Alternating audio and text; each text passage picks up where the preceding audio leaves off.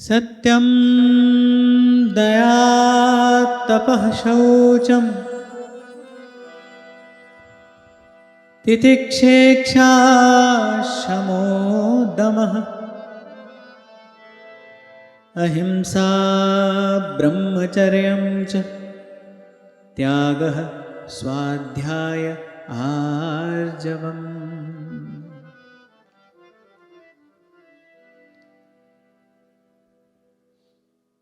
तो महाराज युधिष्ठिर के पूछने पर धर्म के लक्षण कहते हुए, सनातन धर्म के लक्षण कहते हुए श्री नारद जी ने कहा, विवेक, शम, दम, अहिंसा। कल यहीं पर हमने चर्चा को विराम दिया था। मानसिक, वाचिक, कायिक अहिंसा, मन से, वाणी से, क्रिया से हिंसा का सर्वथा त्याग। पर एक बात यहां कहनी पड़ेगी, जब तक भेद बुद्धि है, जब तक कोई अपना कोई पराया, जब तक ऐसी बुद्धि है, तब तक जीव मात्र के प्रति सद्भाव हो नहीं सकता। इसीलिए कुछ दिन पहले आपको निवेदन किया था कि संतों गुरुजनों के इस अनुभव में साधक पूर्ण श्रद्धा रखे। पहले तो मानना ही पड़ेगा, जानने में तो बाद में आएगा। पहले मानना पड़ेगा कि नहीं, सब प्रभु का ही है, प्रभु से ही है, प्रभु में ही है, साईं के सब जीव हैं। और हम अपनी बात करें तो फिर हम तो पहला ही पग इसके साथ रख सकते हैं, क्योंकि हमारे महाप्रभु जी की तो प्रथम आज्ञा यही है, सब सो हित। और इसी वाक्य का विस्तार करते हुए श्री सुधर्म बोधिनीकार कहते हैं, सब में कौन आता है कि चींटी सो ले जुगल तक। चींटी से लेकर युगल सरकार तक कोई रह नहीं गया। चींटी सो ले जुगल तक, सब सो हित निष्काम। चींटी सो ले जुगल तक। इसलिए मैंने कहा, जब तक भेद बुद्धि है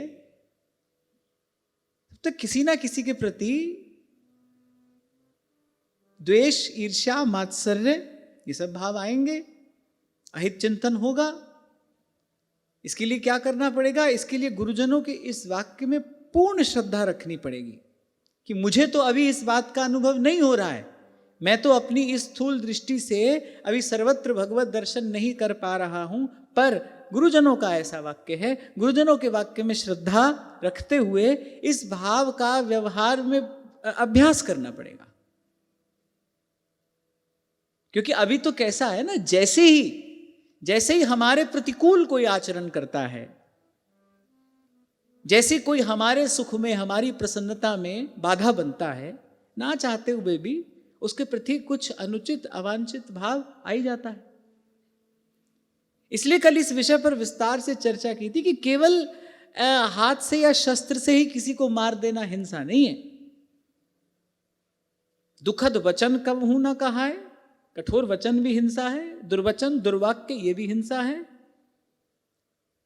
और फिर किसी का अहित चिंतन ये भी हिंसा है। और कुछ भी ना करे और फिर ये कहे कि भगवान देखेंगे, ये भी हिंसा है, ये भी हिंसा है।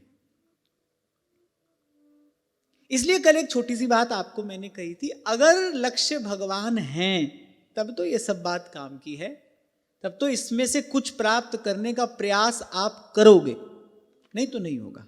कल सत्र के पश्चात महाराज श्री यही बात कह रहे थे, बोलिए सब सुनते हैं तो बहुत अच्छा लगता है, सुख शांति का अनुभव होता है, पर ग्रहण करने में क्यों नहीं आता? तो दो कारण है। एक तो लक्ष्य भगवान नहीं है, और दूसरा औषधि भी ले रहे हैं लेकिन साथ साथ कुपथ्य भी हो रहा है, इसलिए परिणाम नहीं आता। औषध खाए पथ करे। और मुझसे कोई पूछे तो मुझे ऐसा लगता है कि औषधि से भी अधिक महत्वपूर्ण कुपथ्य का त्याग है। श्री स्वामी रामसुखदास जी महाराज कहते थे, अरे भगवान तो मिले मिलाए हैं, कहीं से आकर उनको मिलना थोड़ी है। तो मिले मिलाए हैं, पुहुप माई जो बास बसत है, मुकुर माई जो छाई, ऐसे ही हर बसे निरंतर, घट ही खोजो भाई। बाहर भीतर एको जानो, एह गुरु ज्ञान बताई, कह नानक बिन आपा चीन है, मिटे न भ्रम की काई। तो भगवान को कहीं से आकर मिलना थोड़ी है, भगवान तो मिले मिलाए हैं। वो जो विषय वासना की निवृत्ति है वो कठिन है।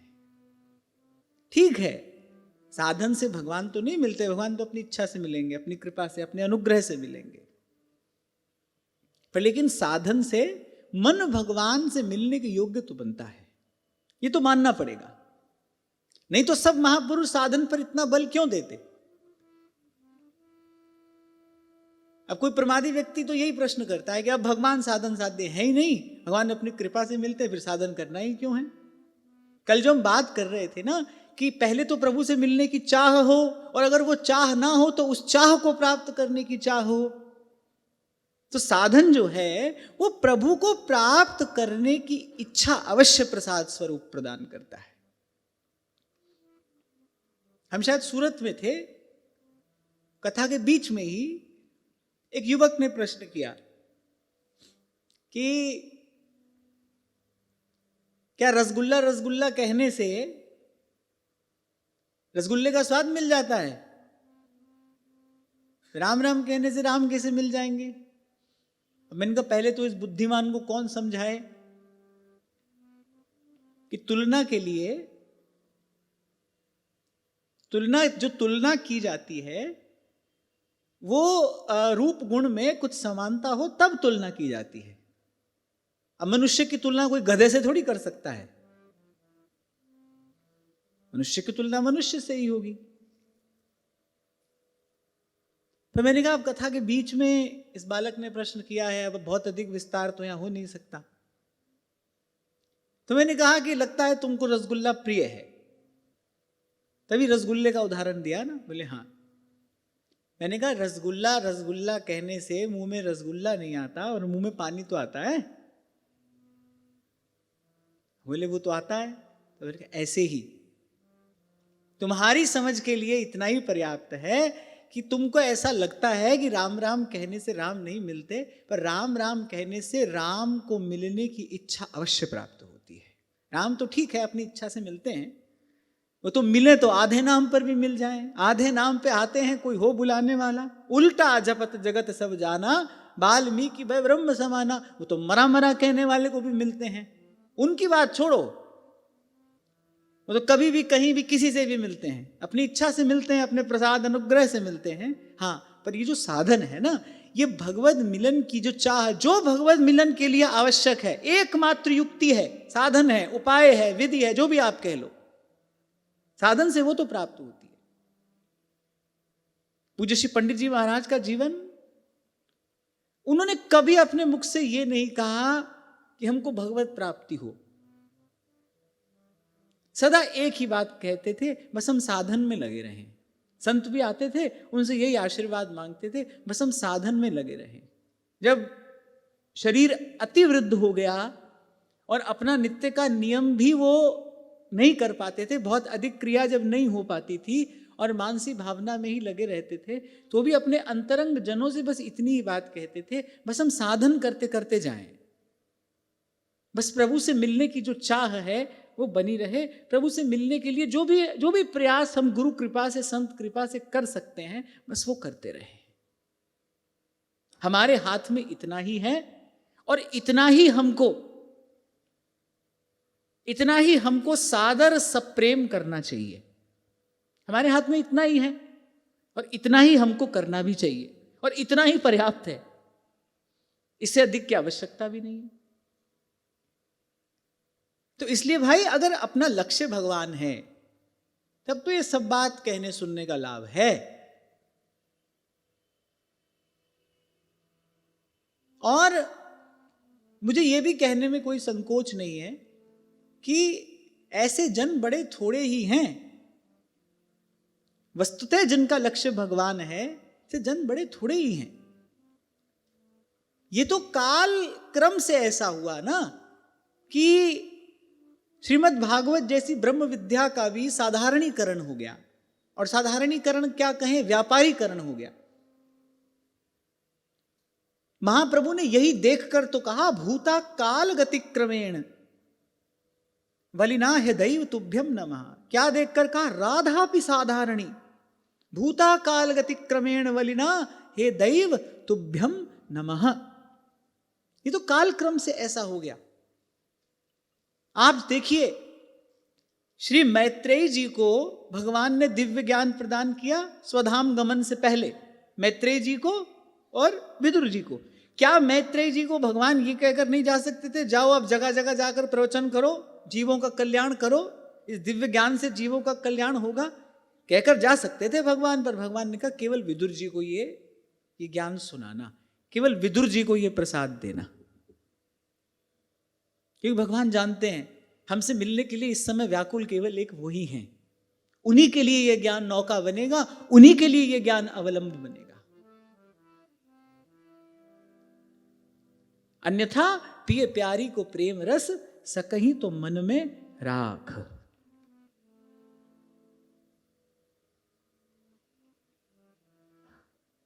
तो अहिंसा, फिर उसके बाद कहते ब्रह्मचर्य। अब ब्रह्मचर्य का एक तो अभिधा अर्थ है जो आप सब जानते हैं, इंद्रिय संयम है। पर अगर आध्यात्मिक दृष्टि से इस शब्द का विचार करें तो जो सदा सर्वदा ब्रह्म में ही रमण करे वही वास्तविक ब्रह्मचारी है। और इस दृष्टि से तो ब्रह्मचारिणियां हैं यथा व्रज गोपिका नाम। श्याम तन श्याम धन श्याम ही हमारो मन, और आठों जाम ऊधो हमें श्याम ही सो काम है। हमारे महाप्रभु जी हैं, निस दिन गान रूप माधुरी को पान, उर अंतर सिहान एक काम श्यामा श्याम सो। हाँ, पर जैसे मौन के विषय में मैंने कहा था, जब तक वाणी का मौन नहीं होगा तब तक मन का मौन नहीं होगा। कोई भी यात्रा आरंभ तो इसी शरीर से होगी, क्योंकि अभी तो हमारी चेतना इसी के साथ लगी है।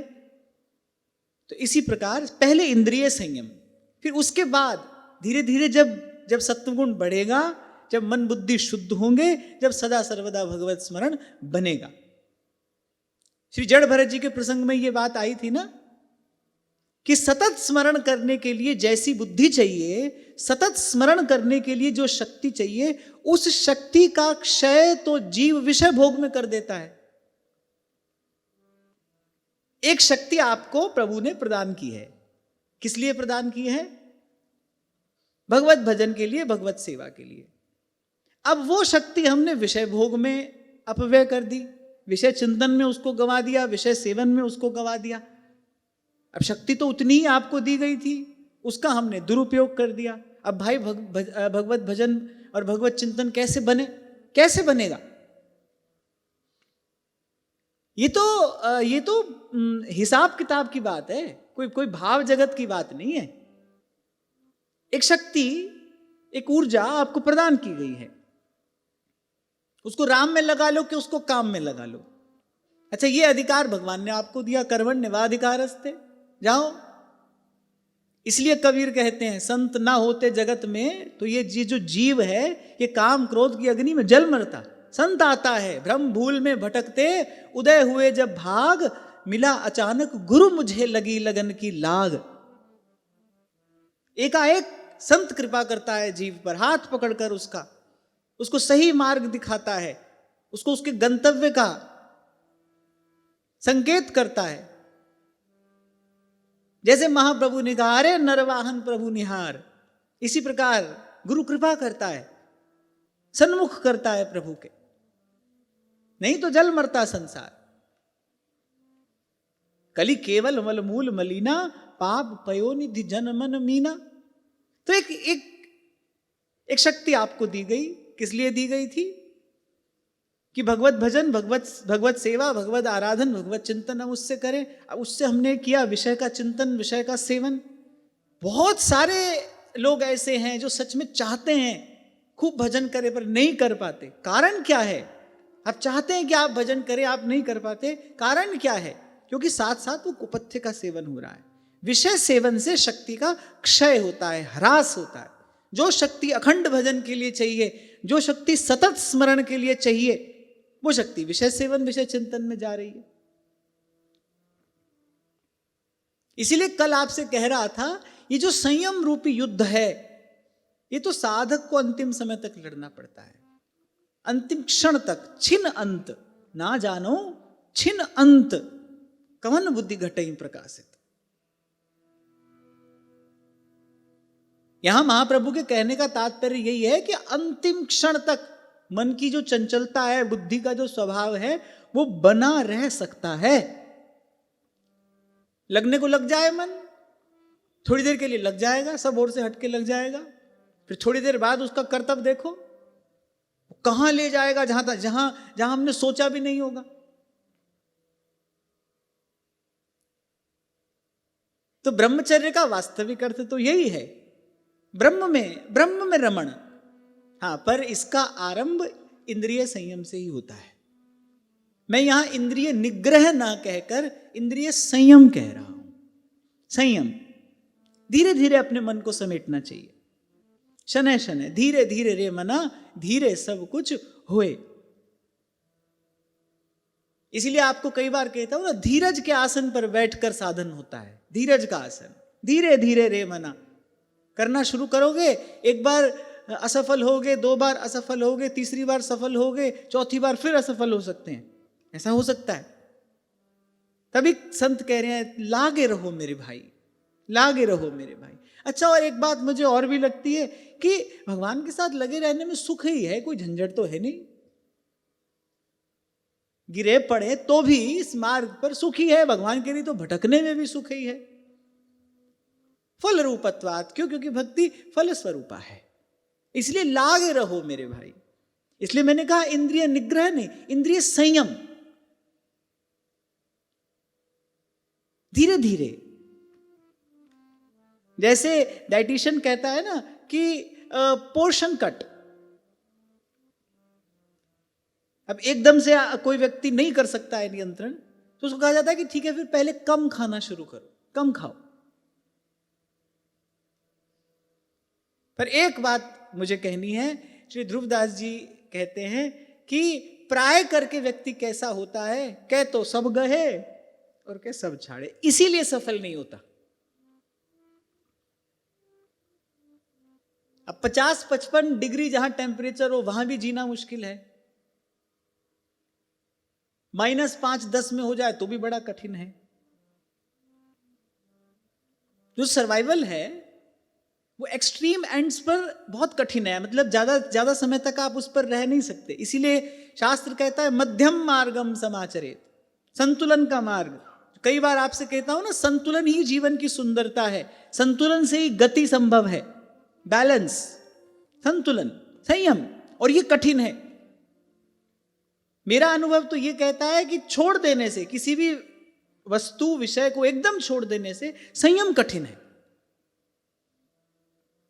लेकिन ये साधना संयम की ही साधना है, सधेगा उसी से। दीर्घ काल तक आप चाहते हैं कि जो आप कर रहे हैं वो दीर्घ काल तक बना रहे, फिर तो मध्यम मार्गम समाचरेत,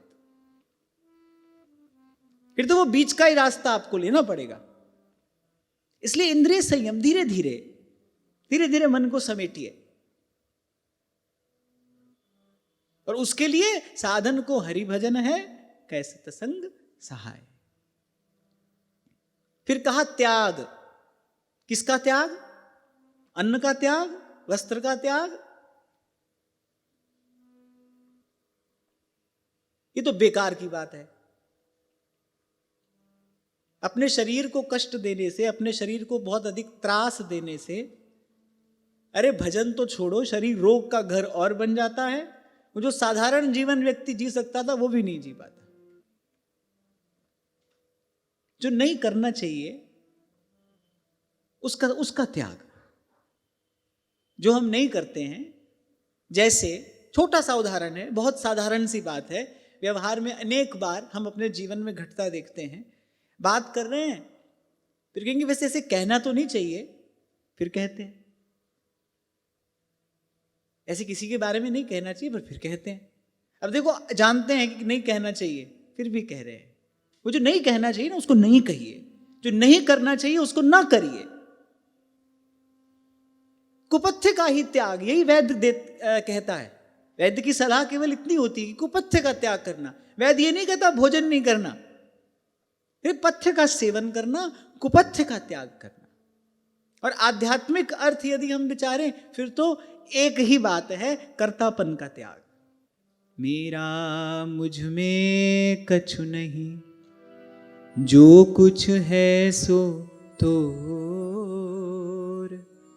तेरा तुझको सौंपते क्या लागे है। कर्तापन का त्याग, आध्यात्मिक अर्थ तो यही है त्याग का। यही इसी त्याग की बात श्री गीता जी में भगवान ने कही, निमित्त मात्रम भव सव्यसाचिन। अर्जुन, इस कर्तापन का त्याग कर। तू नहीं है मारने वाला, ना तू मरने वाला है, ना तू मारने वाला है, मैं हूं।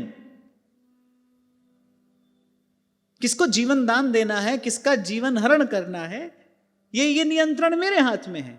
तू तो निमित्त है।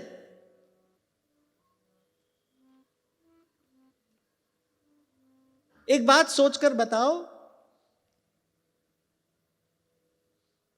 किसी को बाण मारता है कि बाण चलाने वाला मारता है? कोई कह रहा है बाण मारता है। बाण मार सकता है किसी को? बाण चलाने वाला मारता है। बाण तो निमित्त बनता है। जो करता है, वो जो शरसंधान करने वाला है ना, वो है। ऐसे ही भगवान अर्जुन से कह रहे, निमित्त मात्रम भव सव्यसाचिन। तो निमित्त बन, इस कर्तापन का त्याग कर दे। इसी कर्तापन के कारण जीव बार बार संसार में आकर पड़ता है। कर्तापन का परिणाम दो विचार हैं, अच्छा किया, बुरा किया। तीसरे प्रकार का तो कोई कर्म है नहीं, या तो शुभ है या अशुभ है। शुभ का परिणाम पुण्य है, अशुभ का पाप है। पुण्य से स्वर्ग है, पाप से नरक है। और वहां सेवक जी कह रहे हैं कि बहुत ही पुण्य कर ले तो भी कहा भय किए कर्म, फलन पाए उच्च उच्च देवलोक चड्डही, पर पर्यो प्रवाह काल के कदापि छूटी है नहीं। श्री व्यास नंदन नाम जो प्रतीति सो न रटही। बहुत विचार करने की बात है ये। दो ही प्रकार के कर्म तो हम कर सकते हैं, या तो अच्छा करेंगे या बुरा करेंगे। अच्छा करेंगे तो पुण्य है, बुरा करेंगे तो पाप है। पुण्य का फल स्वर्ग है, पाप का फल नरक है। और लगभग बराबर बराबर कर लो तो फिर ये संसार है। फिर मुक्ति कैसे हो? दो ही प्रकार के कर्म है और दोनों ही बंधन में डालने वाले हैं। सोचिए, दो ही प्रकार के कर्म हम कर सकते हैं और दोनों ही जीव को बंधन में डालने वाले हैं। एक लोहे की रस्सी से बांधने वाला है, एक सोने की रस्सी से बांधने वाला है।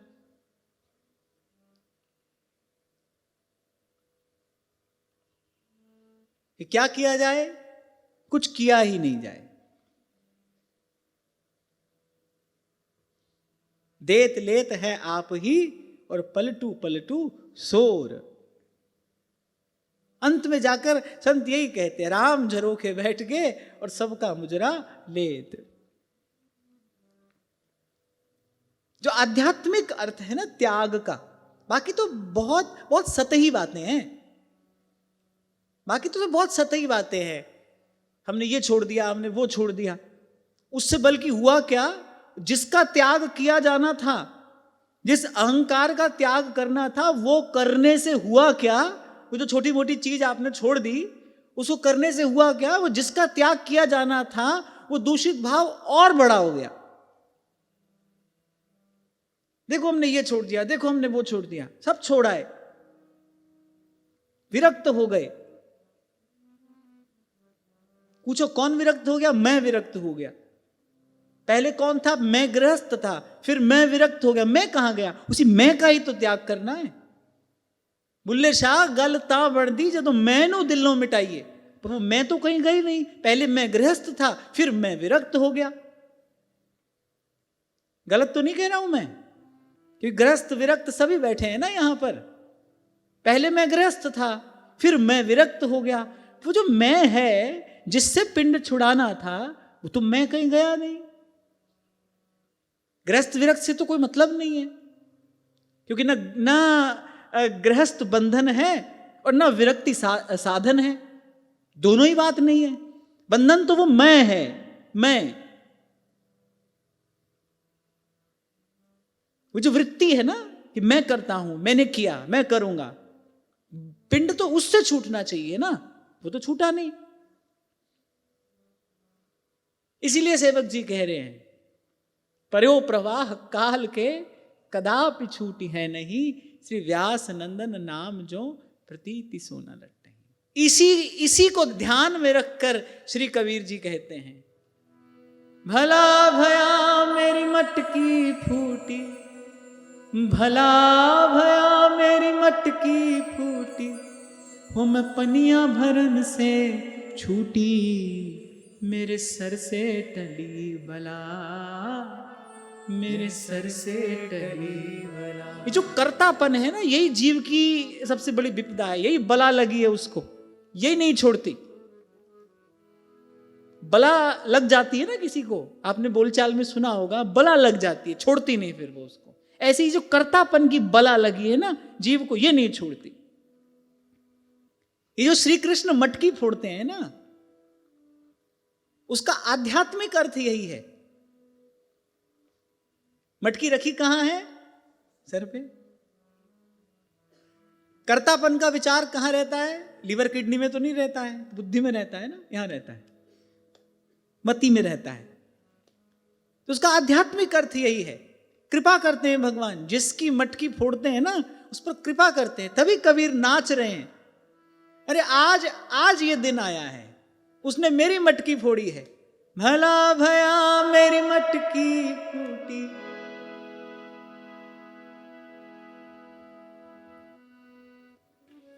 अरे पंडित जी माला कर रहे थे, माला ही छुड़ाई हमने, है ना। भला भया मेरी मटकी फूटी, भला भया मेरी मटकी फूटी, भला भया मेरी मटकी फूटी, भला भया मेरी मटकी फूटी, मैं पनिया भरन से छूटी, मेरे सर से टली बला, मेरे सर से टली बला, मेरे सर से टली बला, मेरे सर से टली बला। भला भया मेरी माला टूटी, भला भया मेरी माला टूटी, भला भया मेरी माला टूटी, भला भया मेरी माला टूटी। कौन सी माला टूटी है? हमारा मन कौन सी माला जपता है? मैंने ये किया, मैंने ये किया, मैंने ये किया, मैंने किया। वो जो मैं की माला है ना, वो टूटी है। भला भया मेरी माला टूटी, भला भया मेरी माला टूटी, भला भया मेरी माला टूटी, भला भया मेरी माला टूटी, मैं राम भजन से छूटी, मेरे सर से टली बला, मेरे सर से टली बला, मेरे सर से टली बला, मेरे सर से टली बला। आप देखो, जो भजन के अतिरिक्त कुछ और करते ही नहीं, केवल भजन करते हैं, वो कह रहे हैं, माला जपू न कर जपू, माला जपू न कर जपू, मुख से कहूँ न राम, मुख से कहूँ न राम, सुमिरन मेरा हरि करे, सुमिरन मेरा हरि करे, मैं पायो विश्राम मलुका, मैं पायो विश्राम, मैं पायो विश्राम मलुका, मैं पायो विश्राम। भला भया मेरी मटकी फूटी, भला भया मेरी मटकी फूटी, भला भया मेरी मटकी फूटी, भला भया मेरी मटकी फूटी, मैं राम भजन से छूटी, मेरे सर से टली बला, मेरे सर से टली बला, मेरे सर से टली बला, मेरे सर से टली बला, ओ मेरे सर से टली बला, मेरे सर से टली बला, मेरे सर से टली बला, मेरे सर से टली बला। कर्तापन का त्याग। तभी श्री कबीर जी कहते हैं मैं करती मर गई। बकरी मैं करती है ना, बेचारी चढ़ती है एक दिन बलि, मैं करती मर गई। यही जीव की दशा है, ये कर्तापन का त्याग हो। ना मैंने कुछ है किया, ना कुछ करने जोग। कैसे घोषणा पूर्वक ध्रुवदास जी कह रहे हैं, सबय अंग गुणहीन हो ताको जतन न कोय, एक किशोरी कृपा ते जो कछु होए सो होए। उस रस का आस्वादन एक कर्तापन से मुक्त हुए बिना किसी प्रकार से संभव नहीं।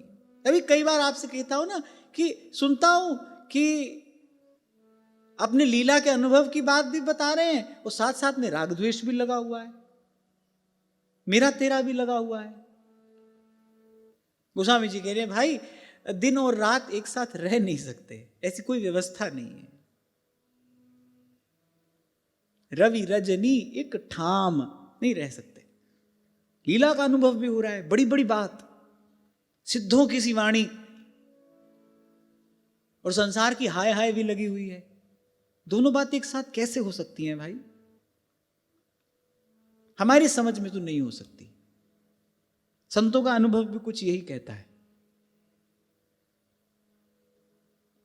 श्री नागरीदास जी कह रहे हैं विषय वासना जार के और झाड़ उड़ावे खेह, मारग रसिक नरेश के तब ढिंग लागे देह। विषय वासना जार के, फिर झाड़ उड़ावे खेह, राख का एक कण भी ना रह जाए, मारग रसिक नरेश के तब ढिंग लागे देह। इसलिए सेवक जी ने कहा शुक मुख वचन जो श्रवण सुनावो। मन उस रस रीति के योग्य कैसे बनेगा?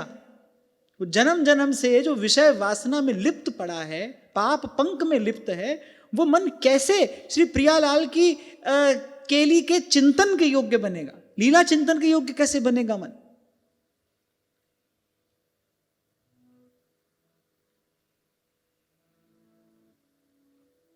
श्री प्रेमदास जी की, चतुरासी जी की बड़ी अद्भुत टीका है।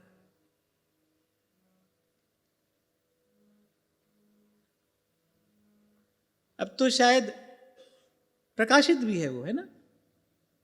आदरणीय श्री जयेश जी ने उसका प्रकाशन कराया था। उसकी मूल प्रति मैंने देखी है, दर्शन किया है। उस टीका के पश्चात टीकाकार शपथ पूर्वक ये बात कहते हैं, अनधिकारी को अगर कोई इस वस्तु का दान करेगा तो लेने वाला देने वाला दोनों अधोगति के भागी होंगे। शपथ पूर्वक उस प्रति में ये बात लिखी गई है।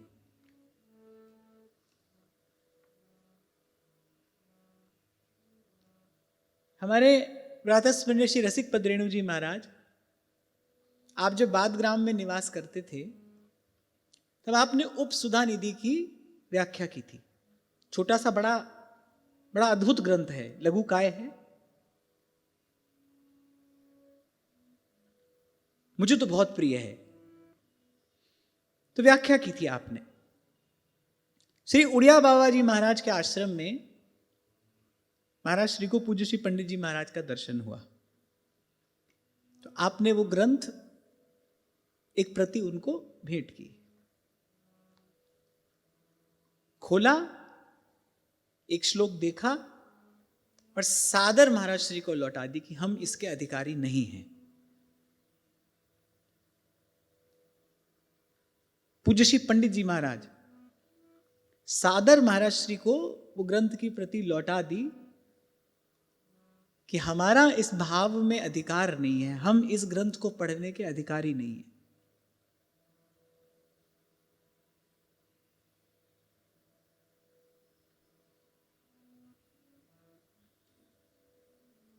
अब आज क्या है ना, अब तो सब कुछ उपलब्ध है, जाओ ले आओ। लेकिन क्या ऐसे उस सूक्ष्म देश में मनहु की जहां गति नहीं तहां निकासे गाद पहुंच जाएंगे ऐसे? कोई तंत्र मंत्र नहीं है, कोई टोना टोटका नहीं है, कोई जड़ी बूटी नहीं है, कोई विधि उपाय नहीं है। एक किशोरी कृपा ते जो कछु होए सो होए, काहू की बस नाई। स्वामी जी कहते हैं तुम्हारी कृपा ते सब होए बिहारी बिहारिन। किसी भी प्रकार से ये जो जीव है ये उस रस के चिंतन का अधिकारी नहीं है। ये तो धाम कृपा करता है, श्री हरिवंश नाम कृपा करता है।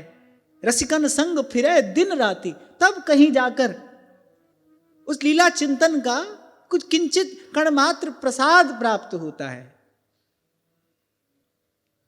सब सखियन की कृपा मनाऊं, क्या कह रहे हैं ध्रुवदास जी, तब या रस की कणिका पाऊं, एक कण मात्र हमको प्राप्त हो जाए। इसलिए कल आपको कह रहा था अनधिकार चेष्टा नहीं करनी चाहिए, उससे अंत में जीव अपराध का ही भागीदार होता है और कुछ नहीं। हमारे लिए तो प्रथम नाम हरिवंश हित, रट रसना दिन रैन। सेवक वाणी का आश्रय लेना चाहिए। और 42 लीला में भी जो आरंभ में ध्रुवदास जी ने सिद्धांत पक्ष कहा है उसका पुनः पुनः चिंतन मनन करना चाहिए।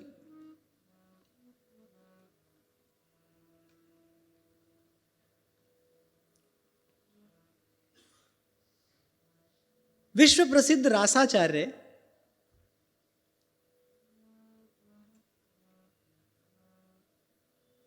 पूज्य श्री राम स्वरूप शर्मा जी, आपने नाम श्रवण जरूर किया होगा, उनका लीला दर्शन भी आपने किया होगा। एक बार वो हमारे जन्म स्थान में आए 5-7 दिन की लीला के लिए, तो मां ने उनको राजभोग प्रसाद पाने के लिए निमंत्रित किया। तो वो कृपा करके सारी मंडली के साथ पधारे। बड़े दुखी हृदय से अपने मन की एक बात उन्होंने कही।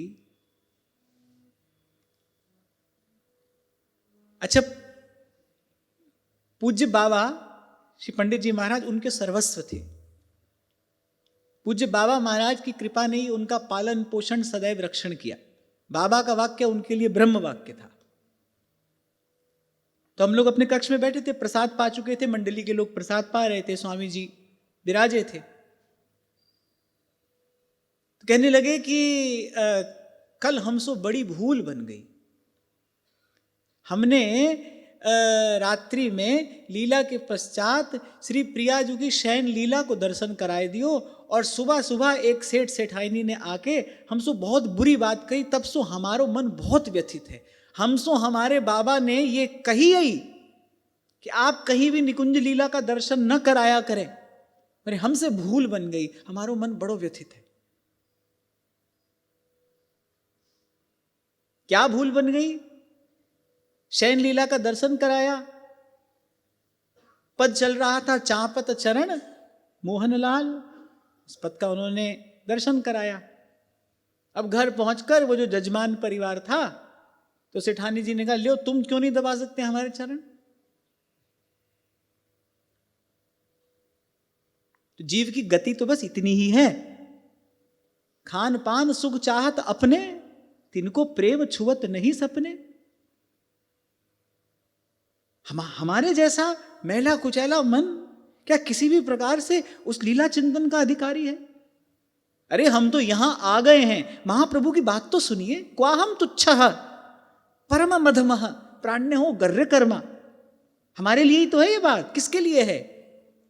महाप्रभु ये कह रहे हैं कि मेरी जिह्वा पर नाम आ रहा है। अरे ये भी धाम की कृपा है, बड़ी कृपा है। यत्त नाम स्फुरति महिमा एष वृंदावनस्य।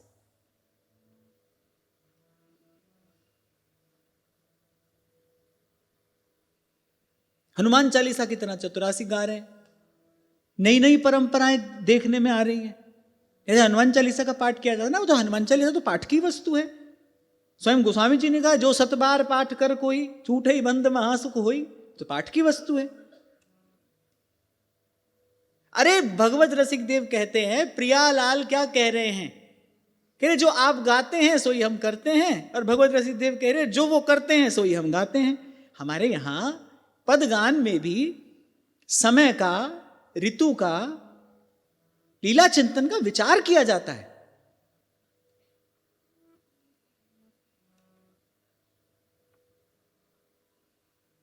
अरे एक एक साथ में पहले पद से लेकर जोई जोई प्यारो करे से लेकर और पूरा पूरा क्या कहा जाए, पर दुख होता है देखकर। अधिकारी का विचार तो सर्वत्र किया गया है, वंचित नहीं किया गया है, किसी को वंचित नहीं किया गया है, पर यह अवश्य कहा गया है कि पहले अधिकार अर्जित करना चाहिए, पहले पात्र बनना चाहिए। और पात्र बनने की विधि एक है जो आज्ञावर्ती होए। कृपा पात्र सोई जानिए जो आज्ञावर्ती होए। मैं अपने आप को मिलाकर हम सब से एक बात पूछता हूं, ध्रुवदास जी महाराज आज्ञापूर्वक कहते हैं, आदेशात्मक स्वर में यह बात कही गई है, प्रथम नाम हरिवंश हित रट रसना दिन रैन, उसके बाद कोई दूसरी बात। क्या हमने इस आज्ञा का पालन किया है? वो तो बड़ी जल्दी है।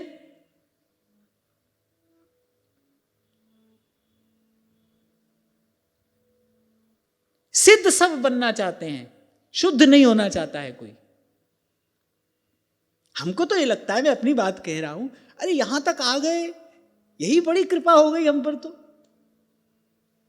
हमको जपने रटने को ये नाम मिल गया, धन्य धन्य धन्य तेज इनके उपास हैं।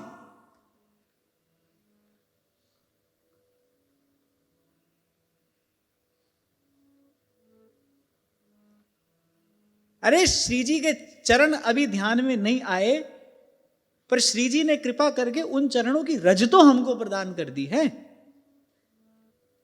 जो रज शिव सनकादिक दुर्लभ सो रज शीस चढ़ाऊं, रज तो हमको प्राप्त हो गई है।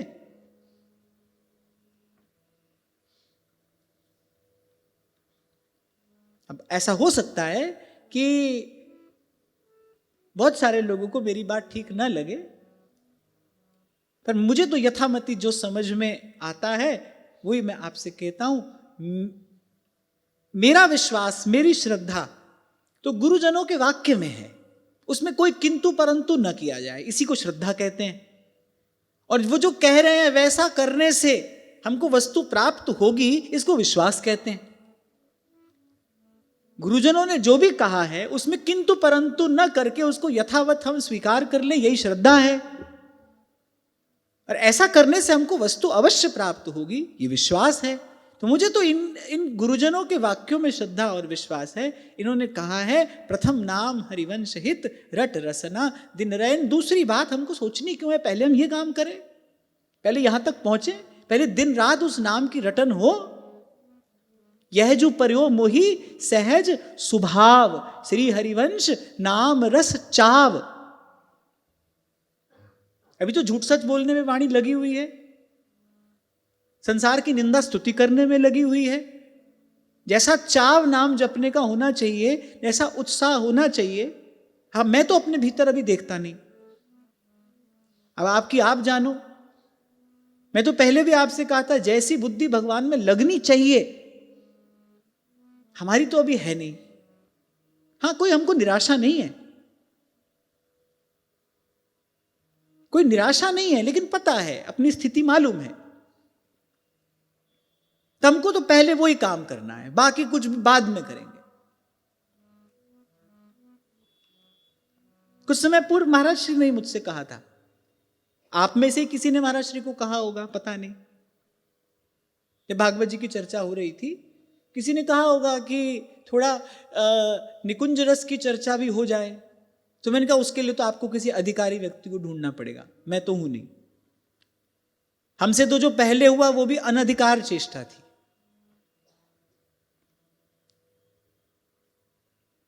ना होता तो अच्छा था। पर अब जब बात समझ में आ गई है, तो समझ में आने के बाद, बोध हो जाने के बाद फिर तो विपरीत कार्य नहीं करना चाहिए। तो हमको तो अभी एक ही काम करना है, रट हरिवंश जप हरिवंश श्री हरिवंश सुनाम रे। रट हरिवंश जप हरिवंश श्री हरिवंश सुनाम रे। रट हरिवंश जप हरिवंश श्री हरिवंश सुनाम रे। रट हरिवंश वंश जप हरिवंश श्री हरिवंश सुनाम रे। हम कहाँ थे? कर्तापन का त्याग। और अगली बात वही कही गई जिसकी चर्चा हम करते करते यहाँ तक आए, स्वाध्याय। स्वाध्याय का एक अर्थ तो यही होता है सच्छास्त्र का अध्ययन, सदग्रंथ का अध्ययन। फिर इसका आध्यात्मिक अर्थ है अपना अध्ययन। स्वाध्याय, अपने आप को पढ़ना। और यही बात मैं अभी आपको कह रहा था, जब अपने आप को पढ़ते हैं तब लगता है कि नहीं भाई परिणाम ये है। जब अपने आप को पढ़ते हैं तो लगता है कि नहीं अभी तो हम यहीं पर हैं, अभी तो वो दिन रात जो नाम की रटन है वैसी स्थिति अभी नहीं है।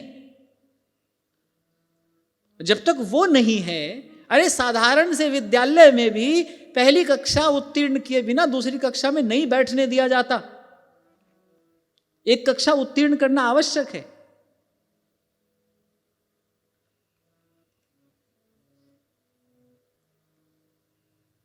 यहां ना कोई रोकने वाला है, रोकना भी स्वयं को है, संभालना भी स्वयं को है। इसीलिए कहा स्वाध्याय ये धर्म का लक्षण है।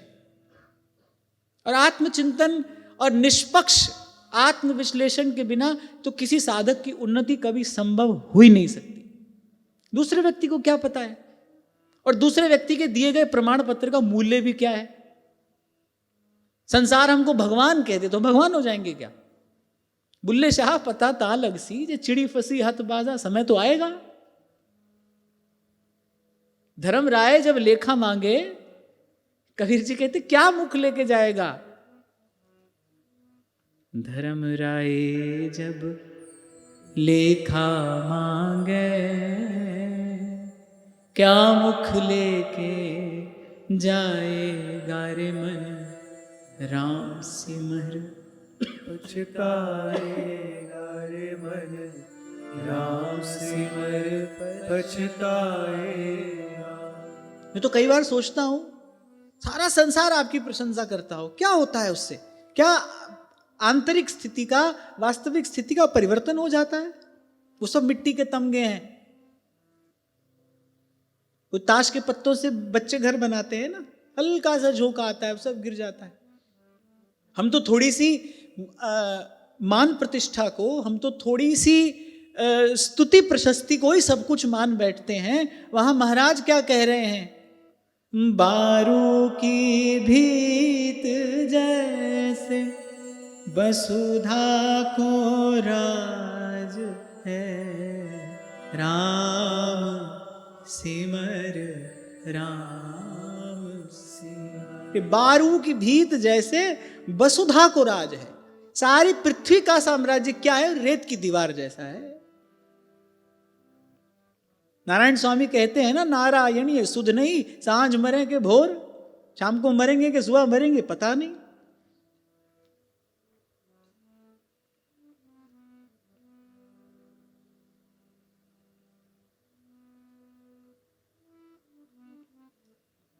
तो निष्पक्ष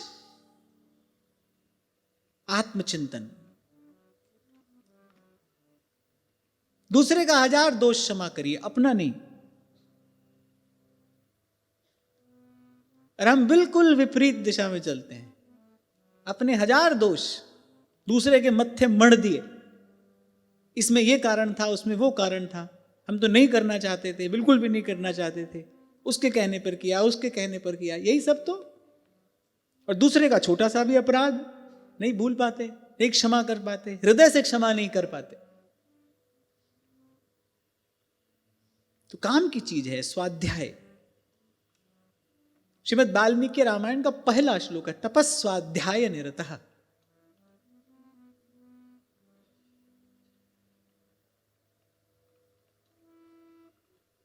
तप स्वाध्याय।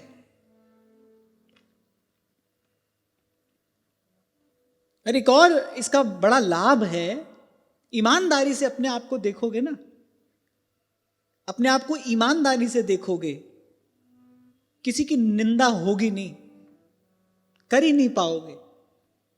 संतों की वाणी कहती है, अपनी ओर देखें तो काली करनी देख के कांपे सकल शरीर, मौसम कौन कुटिल खल कामी।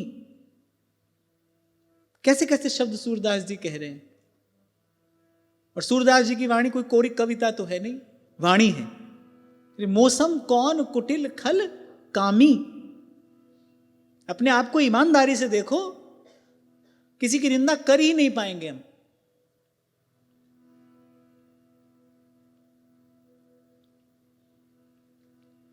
तो स्वाध्याय, अच्छा स्वाध्याय ठीक से जिसने कर लिया, जिसने ठीक से स्वाध्याय कर लिया, अपने आप को जिसने ठीक से पढ़ना जानना सीख लिया, वो सरल हो जाएगा, वो सरल हो जाएगा। जो हम भले बुरे सूते। एक बात बताओ, हम जो नहीं हैं वो दिखाने का प्रयास करते हैं, किस लिए? कारण बताओ। केवल झूठी प्रशंसा के लिए ही तो ना, कोई हमको अच्छा समझे, कोई हमको अच्छा माने। अरे लाख अच्छा समझे अच्छा माने, सबके अच्छा मानने समझने से भी हम अच्छे नहीं होते, नहीं हो जाते। अच्छा होने के लिए तो अच्छा करना पड़ता है, सच्चा होने के लिए तो सत्य के मार्ग पर चलना पड़ेगा।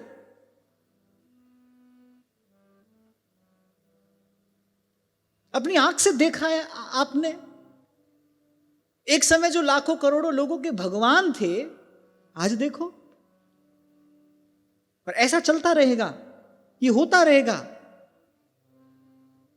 संसार ऐसे ही चलता है, ये काल की गति है, इसको कोई रोक नहीं सकता। हाँ, हमको ये सब देखकर समझकर सावधान अवश्य होना चाहिए। मैं बहुत विनम्रता पूर्वक की बात कह रहा हूं, it's a very humble submission. मैंने वो जीवन भी देखा है, बहुत निकट से देखा है। सब लोग आपकी प्रशंसा, आपकी जय जयकार, आपको प्रणाम, आपको आदर उपहार सब कर रहे हैं। पर गुरु कृपा से, ये विशुद्ध गुरु की कृपा है, क्योंकि यह गुण साधन से नहीं हुई, मैं तो नहीं कर सकता था, पर गुरु कृपा से भीतर कुछ ऐसा था जो जगा रहता था, और जो मुझे इस बात का अनुभव कराता रहता था कि देखो, इस सब के साथ क्या कहीं आत्मा का कोई सुख है? नहीं है। क्या भीतर कोई प्रसन्नता है? इससे भीतर जो संतोष आनंद होना चाहिए वो इस सब से है? नहीं। उसके कारण विक्षेप तो जरूर है, लेकिन है नहीं। इसी को महाप्रभु ने कहा है कि तंदुल छोड़कर, और ये मूर्ख जीव जो है ये भूस कूटता है, इसलिए मानुष को तन पाए भजो ब्रजनाथ को, अरे दर भी लेके मूढ़ जरावत हाथ को। और हमारी दशा तो और विचित्र है। जैसे एक कड़छी होती है ना, 100 लोगों को खीर परोस देती है, वो तो खीर खा के अपना आनंद लेते हैं, कड़छी बेचारी को कुछ नहीं मिलता।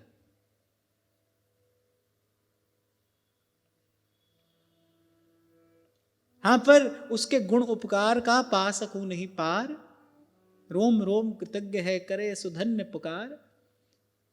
गुरु की कृपा से उस समय कुछ जगता रहता था भीतर, जो इस बात का बोध कराता रहता था कि देखो, क्या इस सब से कहीं भीतर कोई प्रसन्नता है? होती है उपलब्धि कुछ आंतरिक प्रसन्नता की, वास्तविक प्रसन्नता की? नहीं, बिल्कुल भी नहीं, कदापि नहीं। कोरा भ्रम है, मृग मरीचिका, मिराज।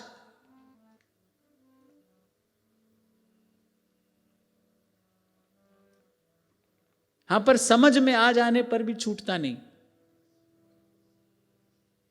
समझ में आ जाने पर भी छूटता नहीं। जही राखे रघुबीर ते उबरे ते ही काल महा।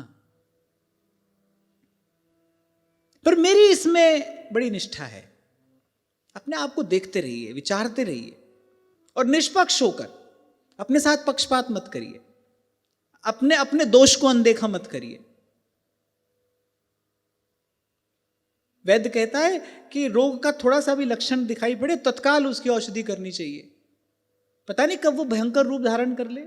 ऐसे ही कोई दोष अपने भीतर दिखाई पड़े तो साधक को मन प्राण से लग जाना चाहिए कि कैसे कैसे मैं इससे मुक्त हूं। कर तो हम प्रयास ही सकते हैं, कर तो हम केवल प्रयास ही सकते हैं, पर वो करने में कमी नहीं छोड़नी चाहिए। नाम जपिए, प्रार्थना करिए, संतों गुरुजनों की सेवा करिए, उनसे अपने हृदय की बात कहकर अपने हृदय का वो विचार प्रकट करके उनसे क्षमा याचना करिए। पुरुषार्थ करोगे सफल होगे। फिर अपने दोष को अनदेखा मत करिए, पड़ा मत रहने दीजिए उसे, वो बीज भयंकर रूप धारण करेगा। लेकिन ये सब कब होगा? जब जब स्वाध्याय का अभ्यास होगा। तभी कई बार आपसे कह देता हूं कुछ 5-10 मिनट अपने साथ भी बैठना चाहिए, खुद को भी देखना चाहिए। रात को सोने से पहले एक बार दृष्टिपात कर लेना चाहिए, क्या किया आज दिन भर। कुछ 2 कदम आगे बढ़े कि 4 कदम पीछे खड़े हैं, इतना हिसाब किताब तो साधक को रखना चाहिए। क्यों? क्योंकि बड़ी मूल्यवान वस्तु हाथ से जा रही है। एक एक तव श्वास का 3 लोक नहीं दान, ये बड़ा अमूल्य जीवन है। कहता हूं ना आपसे, घड़ी की टिक टिक नहीं है, जीवन जा रहा है। और सूरदास जी कहते हैं ये संसार अपार बिरत है, अरे जम की त्रास न सहिए। रे मन गोविंद के है रही, रे मन गोविंद के है रही। श्रीमद् वल्लभाचार्य ने श्री सूरदास पर जो कृपा की, उस कृपा का कारण श्री सूरदास जी की कविता नहीं, श्री सूरदास जी की सरलता थी। वो जो निष्कपट भाव था ना, उससे रीझ गए महाप्रभु जी। ये सरल हृदय है, ये भगवत लीला का अधिकारी है। रीझ गए महाप्रभु जी एक क्षण में। वो लोहा कंचन करे, कर दे आप समान, दीपक सो लग दीपक हुई। एक क्षण में श्री महाप्रभु जी ने कृपा की, प्रत्यक्ष लीला दर्शन करा दिया और सूर सागर हो गए एक क्षण में। कहता है ना कोई, मौज में जो आ गए कतरे को दरिया कर दिया। वो मौज में जो आ गए कतरे को दरिया कर दिया। यही घटा श्री सूरदास जी के साथ। गुरु प्रसन्न हो गए, कतरे को दरिया कर दिया, सूर सागर। तो कविता पर नहीं रीझे थे, सरलता पर रीझे थे। जो था सूरदास जी ने सच सच कह दिया। कल हम यही बात कह रहे थे ना, यही दंभ है जो हम नहीं हैं, वो दिखा रहे। क्यों? संसार की झूठी प्रतिष्ठा के लिए, मान के लिए, सम्मान के लिए, और उसका कोई मोल नहीं है, वो कुछ देने वाला नहीं है।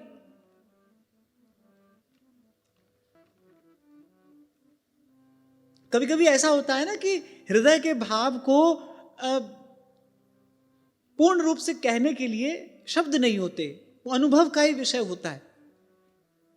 अपनी बात नहीं सुनाई मैंने आपको, केवल मैं इस बात को आप तक ठीक प्रकार से पहुंचा सकूं, इसलिए ये मैंने निवेदन किया कि वो देखा मैंने, बहुत निकट से देखा, पर वो बिल्कुल फीका है, नीरस है, खोखला है, निराधार है, भ्रम मूलक है, प्रवंचना है, उलझाने वाला है, फंसाने वाला है। मैं तो कहता हूं प्रभु से दूर ले जाने वाला, प्रभु से दूर ले जाने वाला है।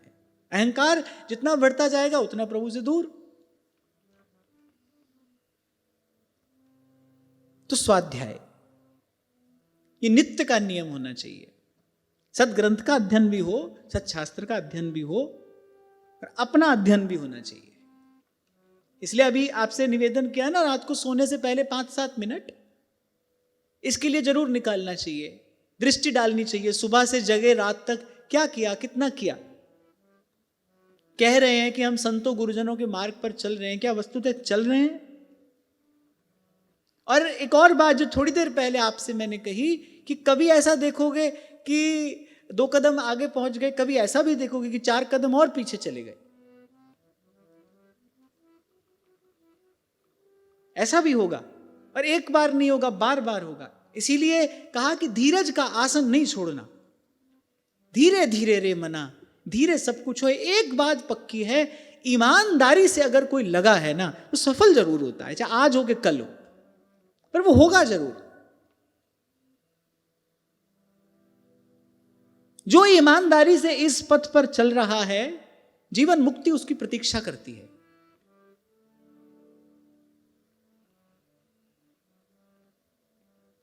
तो आज नहीं तो कल वो सफल जरूर होगा। तो स्वाध्याय और फिर कहा सरलता, और मैंने कहा स्वाध्याय करोगे तो सरलता आ जाएगी। ईमानदारी से अपने गुण दोष देखोगे,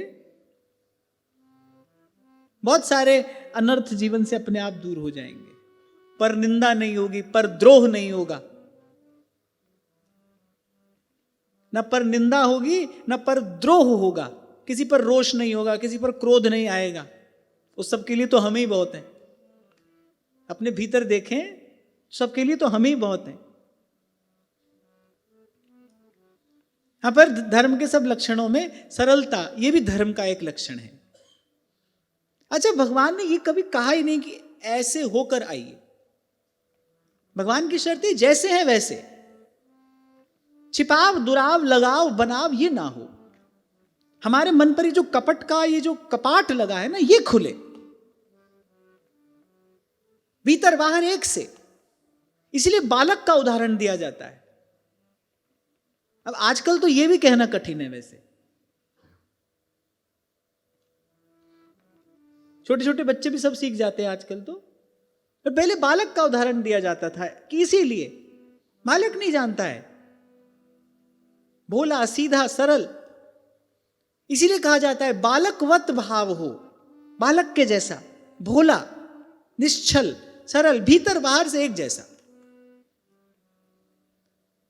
और अनेक अनेक परिभाषाएं साधु शब्द की प्राप्त होती हैं। मुझे सबसे सुंदर लगती है मनस्य एकम वचस्य एकम कर्मण्य एकम स साधु। मन वचन कर्म से एक हो, साधु है। रहनी रहे सो गुरु हमारो, रहनी के हम साथी। सरलता, और एक यही चीज है जो प्रभु को प्रिय है। निर्मल मन जन सो मोहि पावा, मोहि कपट छल छेद्र न भावा। और हम जिनकी उपासना कर रहे हैं वो तो मृदुता, दयालुता, कृपालुता की राशि श्री किशोरी जी। उनका तो जो यद्यपि वो तो अनंत गुणों की राशि हैं, लेकिन मूर्धा पर जो गुण है वो कहा है कि सकल कला प्रवीण तदपि भोरी। ये जो हम जैसों का निर्वाह हो रहा है वो श्री प्रिया जी के भोलेपन के कारण ही तो हो रहा है।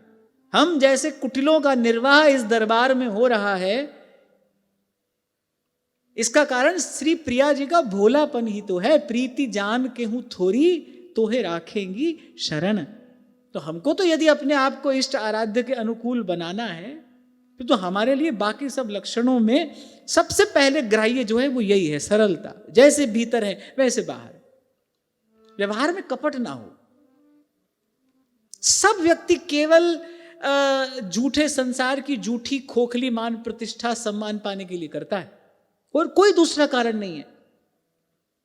सब हमको अच्छा समझे, सब हमको अच्छा कहें, सब जगह हमारा सम्मान हो, सब जगह हमारा आदर हो, अहम श्रेष्ठ हो हम, केवल इसी की पूर्ति के लिए ये सारा जीवन छल कपट में जाता है। लेकिन जैसे जैसे हृदय में लगी अग्नि सोने के महल में भी बैठने पर दूर नहीं होती, शांत नहीं होती, ठीक उसी प्रकार से सारा संसार जय जयकार कर रहा हो, सारा संसार मान प्रतिष्ठा से लाद रहा हो आपको, लेकिन भीतर जो अभाव है वो आपको वास्तविक सुख की अनुभूति होने नहीं देगा। एक उदाहरण दिया करता हूं ना मैं कभी आपको, पांव में कांटा लगा है और आपके रास्ते पर किसी ने फूल बिछा दिए, फूल बिछा दिए आपके रास्ते पर, लेकिन पांव के भीतर जो कांटा गड़ा है वो आपको चलने नहीं देगा, भले फूल क्यों ना बिछे हों। वो भीतर का कांटा जब तक नहीं निकलेगा तब तक आपकी गति सुगम नहीं हो सकती।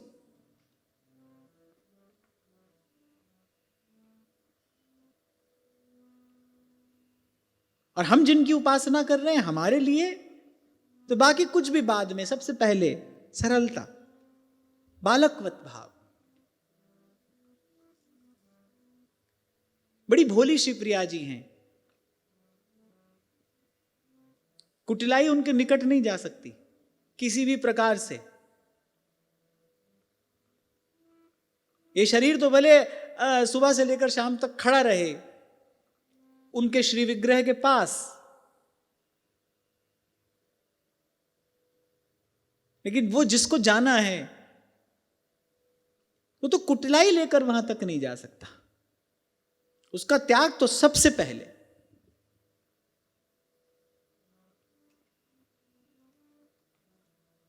और फिर चिंता किस बात की है? वो तो कह रहे हैं कोटि विप्र पद लाग ही जाओ। ठाकुर जी का स्वभाव तो देखो, कोटि विप्र पद लाग ही जाओ, आए शरण तजऊ नहीं ताओ। श्री ठाकुर जी कह रहे भाई हम तो ये सब व्यवस्था किए बैठे हैं पर जीव आता ही नहीं। गरे सन्मुख होई जीव मोई जबहि, जन्म कोटि अघनासई तबहि। वो आता ही नहीं, वो जैसा है वैसा आने को तैयार ही नहीं है। वो कुछ ना कुछ ओढ़ कर ही आता है।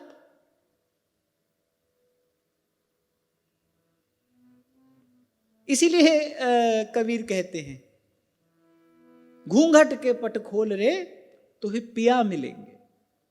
ये जो कपट का घूंघट है ना, ये घूंघट के पट खोल तो ही पिया मिलेंगे।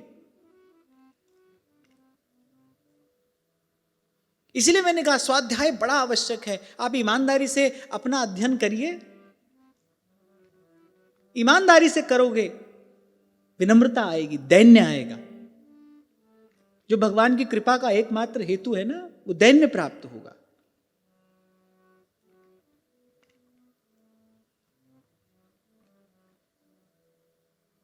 सरलता। फिर इसके बाद कहते हैं संतोष समदृक् सेवा ग्राम्ये हो परमः शनैः, नृणां विपर्ययेक्षा मौनमात्म विमर्शनम्। फिर कहा संतोष। जब आवे संतोष धन सब धन धूर समान, गोधन गज धन बाज धन और सकल धन धान। जब आवे संतोष धन सब धन धूर समान। बस यही भगवान की प्रबल माया है। हमको लगता है कि जो है ये पर्याप्त नहीं है, कुछ और मिलेगा तब सुखी होंगे। जबकि सुखी होने का मार्ग क्या है कि यहां आज इसी क्षण जितना मेरे पास है पर्याप्त है। पर लेकिन भगवान की माया है, और ये माया श्री कृष्ण की मोयो सब संसार, तमोगुण रजोगुण जीव को भगाता रहता है, दौड़ाता रहता है, भटकाता रहता है। तमोगुण भटकाता है, रजोगुण दौड़ाता है, भटकाता है।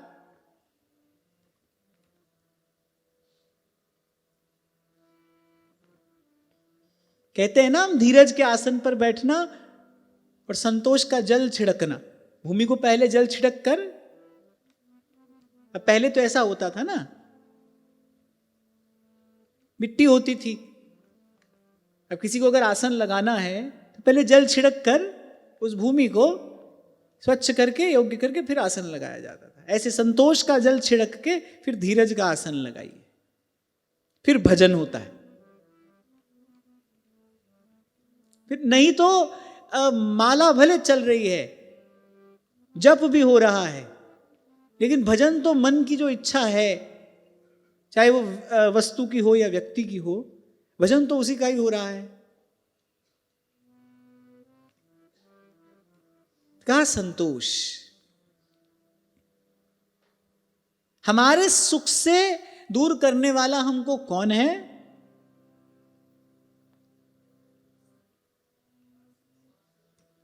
नहीं, हम ही हैं। हमको समझनी पड़ेगी ये बात। एक व्यक्ति ने पूछा ना महात्मा से, मैं शांति चाहता हूं, भाई बड़ा विरोधाभासी वाक्य है तुम्हारा। कुछ चाहते भी हो और शांति की भी बात करते हो। जब तक कुछ चाहते हो तब तक शांति कहाँ है? भले शांति क्यों नहीं चाहते, तब तक शांति कहाँ है? शांति तो कुछ ना चाहने में है। जो है वो पर्याप्त है, और कुछ नहीं चाहिए। आपको लगेगा कि अरे अब ये बात तो कोई बहुत बड़ा व्यक्ति कह सकता है। बड़ा माने धन से समृद्ध हो, सेठ साहूकार हो, वो कह सकता है कुछ और नहीं चाहिए, हमको तो अभी ये भी चाहिए वो भी चाहिए। उससे जाकर पूछो, उसको तुमसे भी अधिक चाहिए।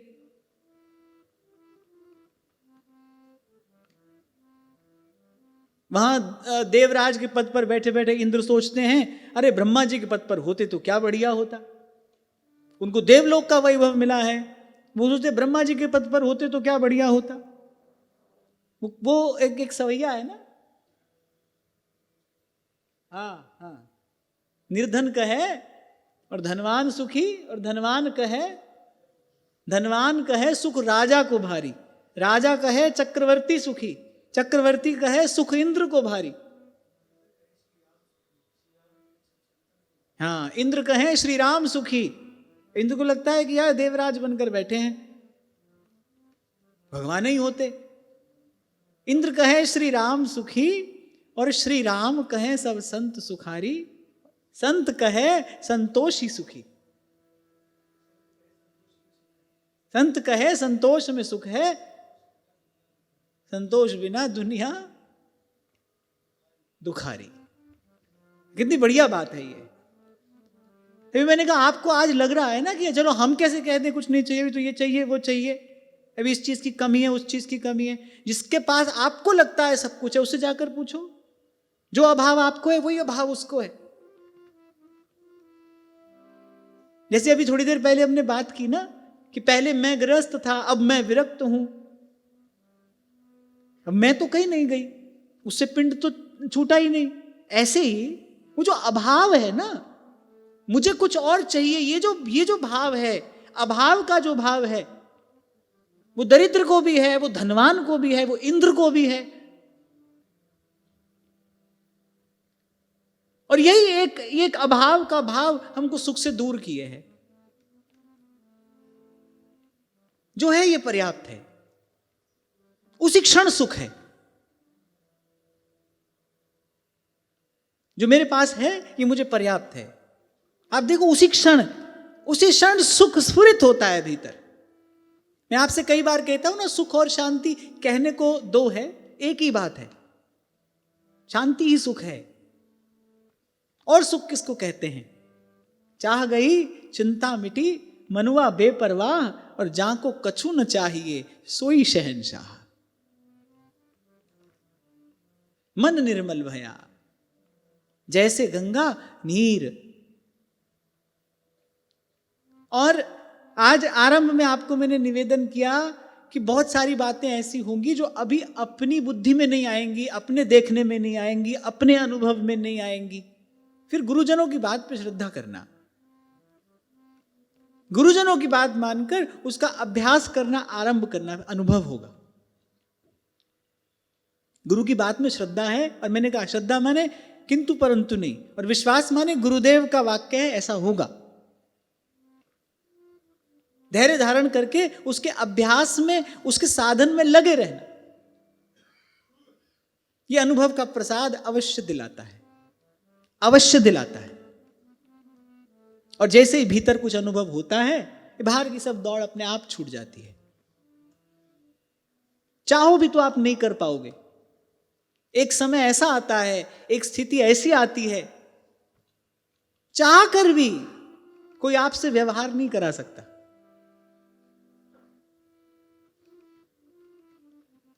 वो संत लोग एक उदाहरण देते हैं ना कि मक्खी जब शहद में पड़ जाती है ना, वो बेचारी अब चाहे भी, अब तो वहीं अच्युतम केशवम होता है उसका, कहीं जा नहीं सकती वो। बस ऐसे ही एक बार वो भीतर की अनुभूति हुई, ये बाहर की सब दौड़ छूट जाती है, सारी खींचातानी बस उसी क्षण समाप्त हो जाती है। इसीलिए कहने वाला कहता है अनुभव होने में कितनी देर लगती है? बोले जैसे कमल पुष्प के पत्र को सुई से छेदने में जितना समय लगता है, आत्मानुभव में उतना ही समय लगता है। पर धीरज धारण करके गुरु की बात में श्रद्धा विश्वास रख के चलता रहे। हाँ, मैं इतना जरूर कह रहा हूं, बार बार कह रहा हूं कि चलते ही पहुंच नहीं जाएगा। चलेगा, गिरेगा, उठेगा, थकेगा, थोड़ा विश्राम करेगा, पर जो चलता रहेगा वो पहुंचेगा। क्योंकि जो ईमानदारी से चल रहा है, कहीं कहीं जीवन मुक्ति उसकी प्रतीक्षा कर रही है।